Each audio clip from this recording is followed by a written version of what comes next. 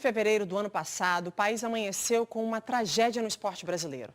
Um incêndio que tomou conta de um alojamento no centro de treinamento do Flamengo. Naquele dia, 10 jovens jogadores morreram.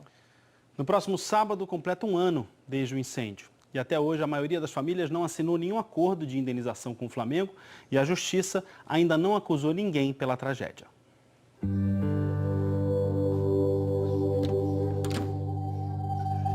É sempre um ato de coragem, ficar frente a frente com as melhores e as piores lembranças.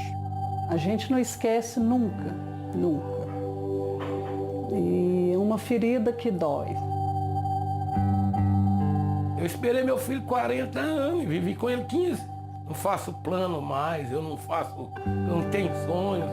O sentimento de Sara e o Edson, pais do jovem Pablo Henrique, é o mesmo de Marília, mãe de Arthur Vinícius. É um ano de muita dor, de muita saudade e que a gente sabe que não vai passar. Pelo contrário, né? Só aumenta. Uma rotina compartilhada pelas famílias de Átila, Bernardo, Christian, Vitor Isaías, Jorge Eduardo, Samuel, Jedson e Riquelmo. Ai, meu filho. Quero que alguém pague pelo erro, porque foi falha lá. Alguém é culpado. Porque eu não dei o meu filho para qualquer um. Eu dei o meu filho para o Clube Regatas Flamengo, que eu achava que iriam cuidar, zelar por eles, entendeu? E eu quero justiça. Cadê o culpado? No dia 8 de fevereiro, a tragédia do Ninho do Urubu completa um ano. 10 meninos entre 14 e 16 anos morreram no incêndio causado por um curto-circuito num aparelho de ar-condicionado. O fogo consumiu o container onde dormiam jovens das divisões de base do Flamengo.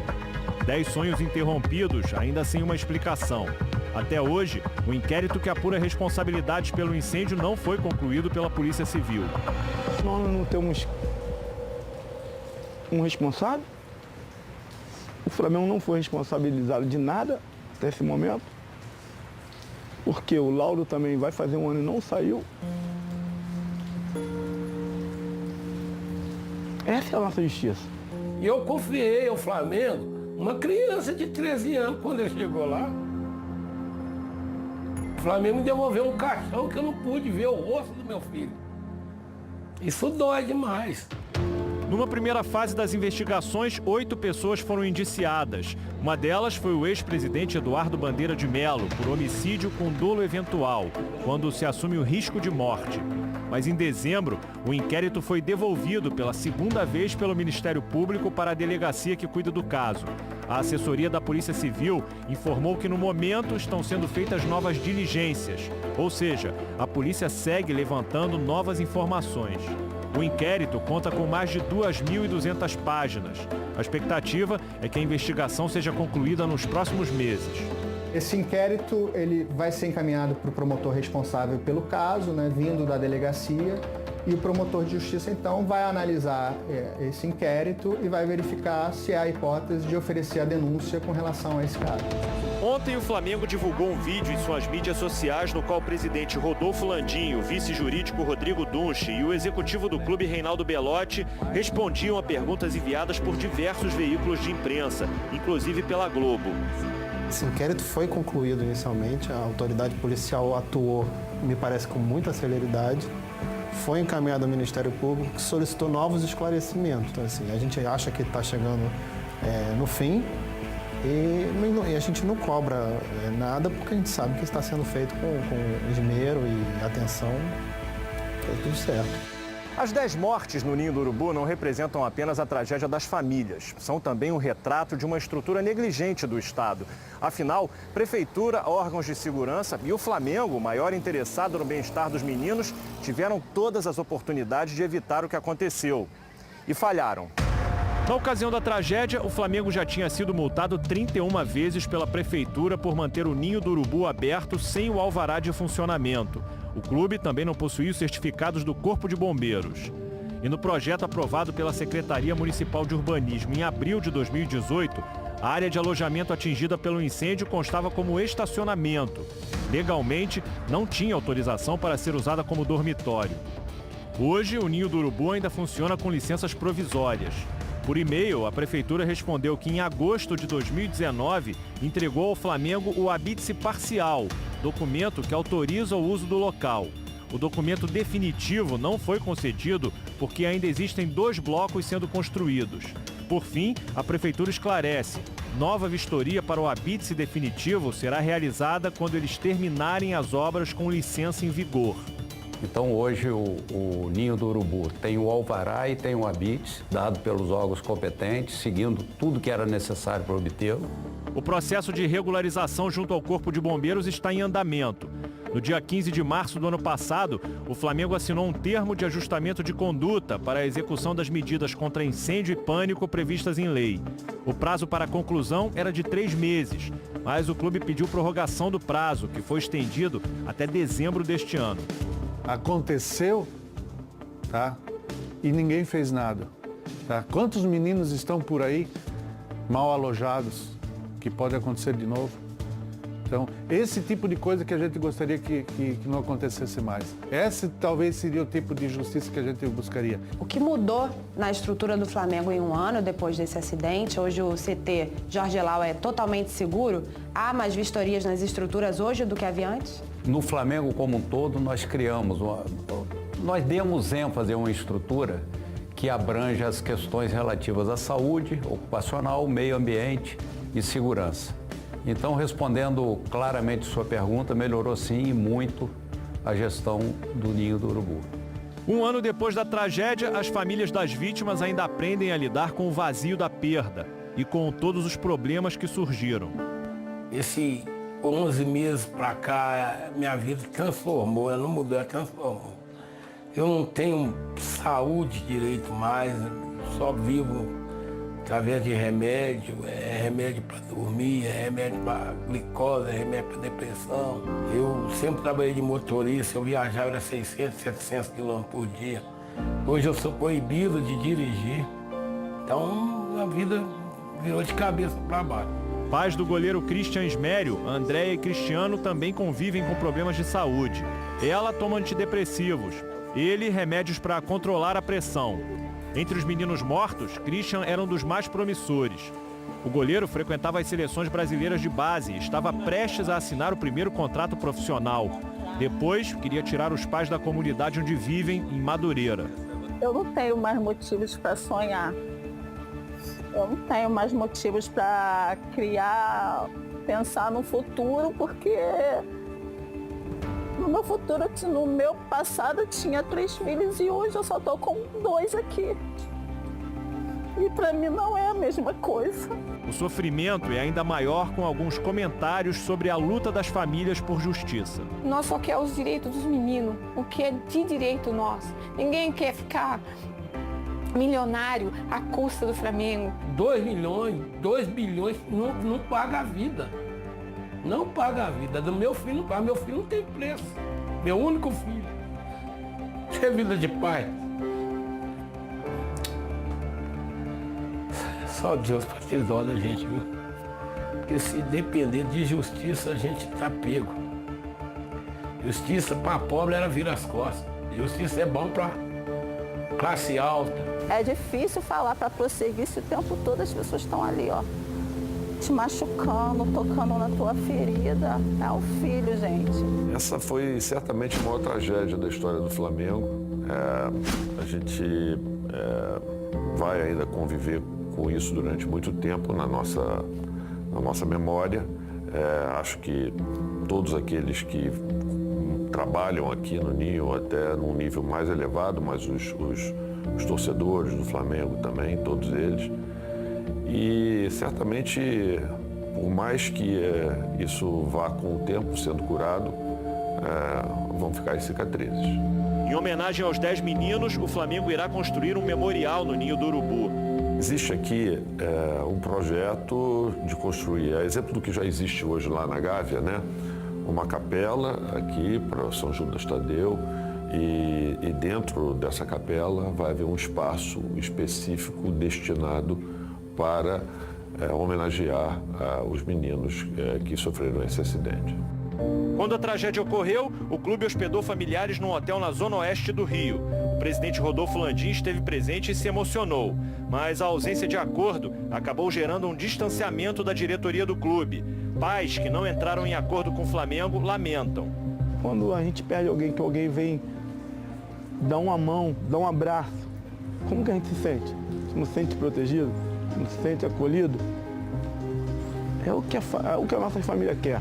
Uma explicação em si, né? Porque até hoje não tem explicação. Nós tivemos uma reunião lá no Ministério Público do Rio de Janeiro e de lá para cá nenhum telefonema nós recebemos de parte do Flamengo. Esse aconchego acho que faltou. Essa humanidade, tá? Esse respeito com as famílias faltou. Eu, como advogado do Flamengo nesse assunto, eu tenho uma dificuldade. Cada família que eu vá falar, eu tenho que pedir autorização ao advogado dela para poder falar. Então, eu tive contato com algumas pessoas, né? E sempre foi difícil, porque tem um impasse e tem uma mágoa, né? As pessoas perderam seus filhos. O Flamengo já fez acordo de indenização com 3 famílias e com o pai de uma das vítimas. Uma cláusula de confidencialidade impede que os valores sejam divulgados pelas partes. Outras 6 famílias e a mãe de Riquelmo não entraram em acordo com o clube. No quesito acordo, o Flamengo, depois de muita negociação, muita conversa, presidente, Reinaldo, eu, toda a diretoria, chegamos, junto com as famílias, chegamos a um valor que nós entendemos que era um valor muito alto e muito acima dos precedentes da justiça brasileira, muito acima. Esse valor não levou em consideração quesitos como a estatística de que esses meninos dificilmente, percentualmente, chegariam a ser titulares do Clube de Regatas do Flamengo. Então, esse valor que nós encontramos, nós oferecemos e 3 famílias e meia aceitaram. Nós não podemos tratar a tragédia de uma forma para uma família e de uma forma para outra família. Portanto, assim, o nosso valor oferecido, que nós consideramos satisfatório e que 3 famílias e meias também consideraram, é a nossa oferta, a gente tem um limite. Numa primeira tentativa no ano passado, poucos dias depois da tragédia, a Defensoria e o Ministério Público, que representam os interesses das famílias, rejeitaram a proposta do Flamengo. O clube ofereceu R$350 mil para cada pai e cada mãe, 50 mil para cada um dos avós e 25 mil para cada irmão. A contraproposta do Ministério Público foi recusada pelo clube. R$2 milhões por família, mais uma pensão mensal de R$10 mil. O Esporte Espetacular foi falar com um advogado que não está envolvido no caso para saber como funciona o procedimento de calcular o valor da indenização total. São duas indenizações, são 2 danos que têm que ser eventualmente aqui auferidos e medidos. Um é o dano moral, outro é o dano que decorre da perda de uma chance. Então, quer dizer, o que parâmetros eu acho aqui que poderiam ser levados em consideração? Qual desses jogadores, desses meninos, desses rapazes, efetivamente iniciaria uma carreira profissional no futebol? B, dentre esses que iniciariam uma carreira profissional, qual desses seriam bem-sucedidos na carreira? E C, qual é o período normal de duração de uma carreira de um jogador profissional de futebol? Houve um segundo encontro no Tribunal de Justiça sem acordo. Desde então, o Flamengo paga uma pensão mensal às famílias estipulada pela Justiça. Em dezembro, ela passou de 5 para R$10 mil. Já as indenizações serão negociadas individualmente, o que a Defensoria Pública vê com receio. É uma negociação difícil porque ela é desigual, extremamente desigual. É um clube grande que tem 20 anos, se quiser, para pagar, contra famílias que não sabem negociar, que não estão acostumadas, que não têm um departamento jurídico, que não tem uma blindagem emocional. O Ministério Público e a Defensoria, eles não têm representação das famílias. As famílias têm seus advogados regularmente constituídos e apenas a mãe do Samuel é representada pela Defensoria Pública. Então, ela não tem poder de fazer acordo, de negociar acordo com o Flamengo. O Flamengo não reconhece nessas entidades essa capacidade de representar as famílias, até porque ela não existe. O nosso filho do Flamengo virou uma página virada. O Flamengo é cobrado muito porque o Flamengo não tem procurado as famílias. A verdade é que as famílias constituíram advogados, né? E os advogados procuram o Flamengo dizendo o seguinte: olha, o contato de vocês tem que ser comigo. Mesmo assim, quer dizer, a gente continua buscando com os nossos psicólogos, eventualmente, contatos com famílias. A mãe de Riquelmo Viana, a única a ter acionado o Flamengo na justiça, diz que a decisão é irreversível. Ela pede R$6.900.000 de indenização. Eu quero só o que é justo para o meu filho. Eu sonhei com ele e eu não vou desistir. Eu vou até o fim, custe o que custar. Pode demorar o quanto for, mas o que é de direito do meu Riquelmo, do Bolívia, eu vou atrás.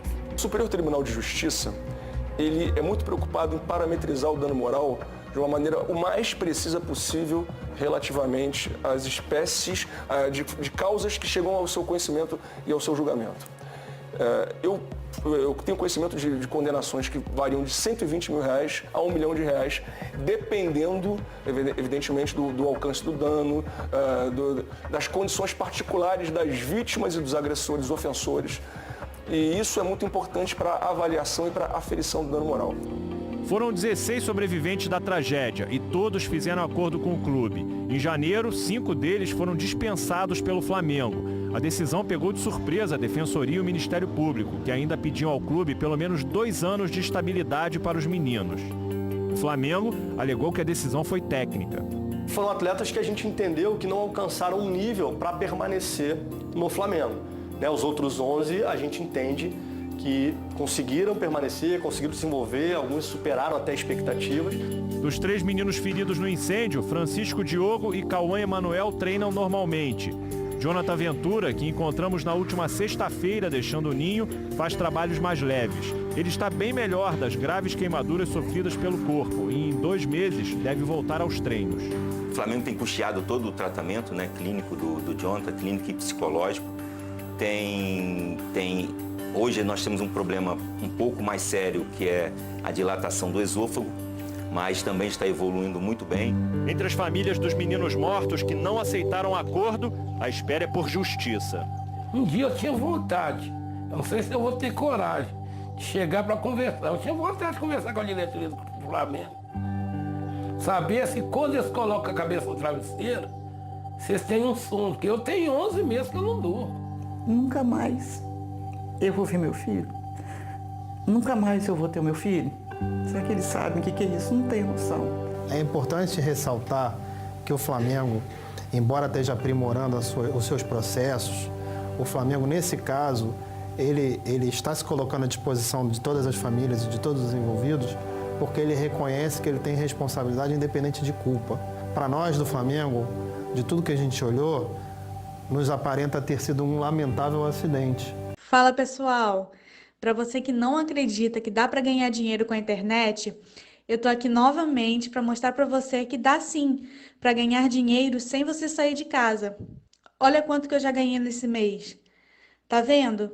E você que quer trabalhar no conforto da sua casa, tendo apenas um celular ou um notebook com conexão com a internet, clica no link que vai estar na descrição desse vídeo e aprenda também como ganhar dinheiro sem sair de casa.